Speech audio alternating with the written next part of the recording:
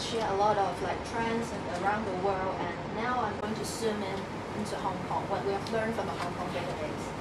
So just a few tips on how we can like spend wisely in our media and have a better ROI on advertising.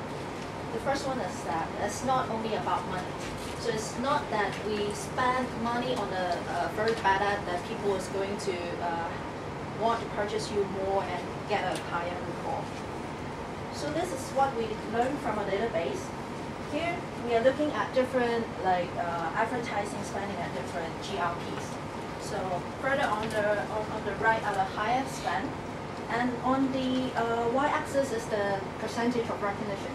That means people who can recall seeing your ad. And after we have spent more than 1,000 GRPs, it tends to diminish in return. So if like we have aired an ad for the first burst and it's not working, we won't suggest our client to spend more money, invest in it to see whether it takes more time to achieve higher recall. It doesn't work. So if we spend around 1,500 GRPs, it doesn't work, just stop it. And after looking at recall, we're also looking at on driving brand interest. The same. It usually takes effect in the first like 12 weeks, 10 to 12 weeks. This is the increase in the brand interest. It comes to the peak when it comes to the week 10. So if we are spending more like 20 weeks, people are getting wear out. They get bored and tends to lose interest in your brand and also in your product. The second, Kim talks about creativity. Why is this so important?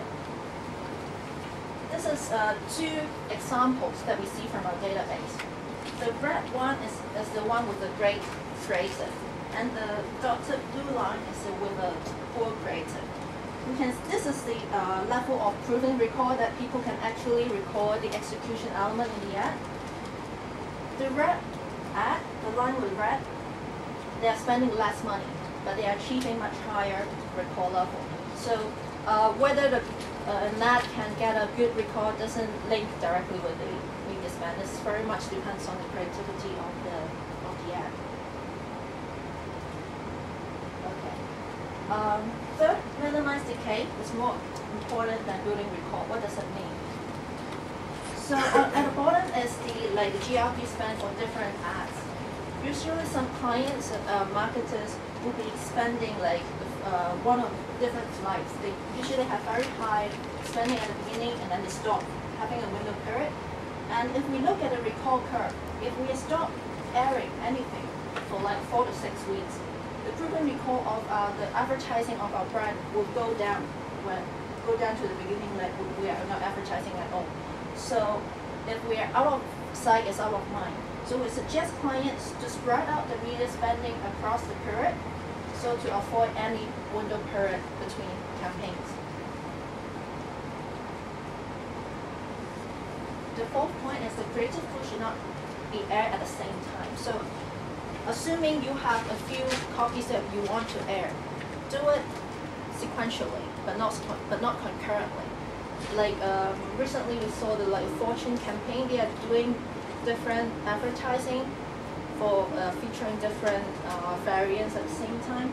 From our database learning, if we're spending the same amount of 1,000 times for a single ad at the same time, the recall is actually better than if they are doing a pool of 2 ads or 3 ads or more. So if we are planning how we spend on different advertising, we will suggest you to do it sequentially. And the fifth point is, like Kim has mentioned about convergence and synergy of different media touchpoints, we don't try not to overspend on one media because we know that each media will have diminishing in returns, including like TV, outdoor, and radio. So we might want to put some money onto different media so that we can maximize the reach for our overall campaign. Like we have seen in one of the examples of consumer product, they do it on TV and also outdoor, and we see that the outdoor ads, the bus shelter, did really expand the reach a lot, because when we look at the profiles of those who watch the TV and those who have seen the bus stop ad, the bus shelter ad, TV tends to be reaching more of the female consumer, and the bus shelter tends to broaden it to the male consumers.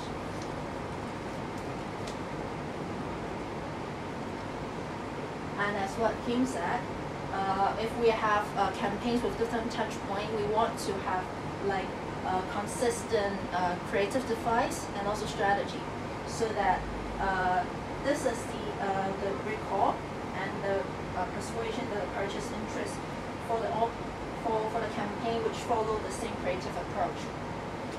This is with the campaigns which they use different approach on the TV or print, and the recall and also on the purchase intent for the brand is lower. So it's very important we use the similar and consistent creative approach for our campaigns throughout different touch points. And so I'm going to quickly take you through some of the new advertising solutions. In the past 45 minutes, we talked about like we want to have like creative, great creative. How do we do it?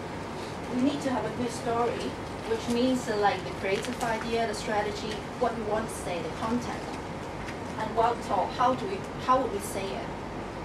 And in terms of like creative idea and strategy, I think most of you guys will be doing like focus groups, because it's faster. We don't have time to wait for a quantitative result. And this solution, we call it the next outline and big idea. The beauty of this is that we can recruit 50, 100 people to a central location, and we expose to like 2 to 3 creative idea, and they will punch in their response real time in this keypad, and you guys, and together with the creative agency, can sit in the next room to see the real-time result, to see which idea or strategy works better, which one is more unique or relevant to the consumers. And then after the 1 hour session, we will pick people from that quantitative group. Because we know what answers each of the respondents are giving, we can actually pick some who rate it high on some of the attributes and those who rate it low. And then we can further prop them in the focus groups to see how we can further refine it. And at the same time, if you guys have any questions, you can just give it to the moderator and they can help you to prop. And the next day, your ad agency will be able to tell you how we can refine it with a robust quantitative analysis as well. And now we know what we want to talk about, the strategy, and we know what's the creative route. Before we spending the big media money, we want to do like a disaster check. And this, I think you guys have already heard about like the pre-testing on TV.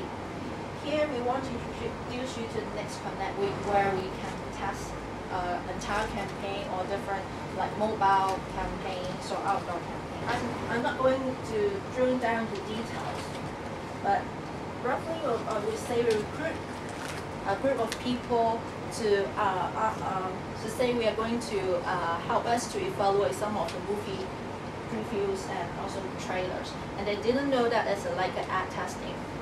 And we'll ask them to rate what other brand they choose before they see and after they see, and we know that like how many people are actually getting more interest in our brands. And then we can also compare the results with those who haven't been exposed to the campaign, and then we look at a gap, and we actually can say what's the impact that the ad can bring us. And these are just some of the examples in the survey. We'll ask them to choose the movie previews they want to see, and then we'll expose it to like a real media environment. They will be like walking on the street, flipping the newspaper, flipping the magazine, watching TV with our ads embedded into this multimedia environment. So if you have a campaign which you have TV, print and outdoor, we can actually embed it into it, and then we can see what's the impact of the overall campaign as well as the impact of the individual touch point. So like what we did in the TV, we can measure like what are the recall, persuasion, and also more importantly, further diagnose how we can refine the creative and also to identify which touch point works better before we actually spend the money into the media. Okay.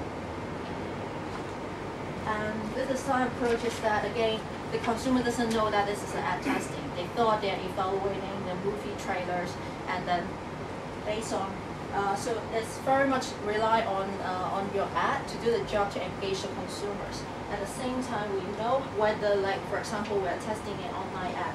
We actually know whether the consumer really did click into your ad, so to see how well they can engage in our for example, the online campaigns.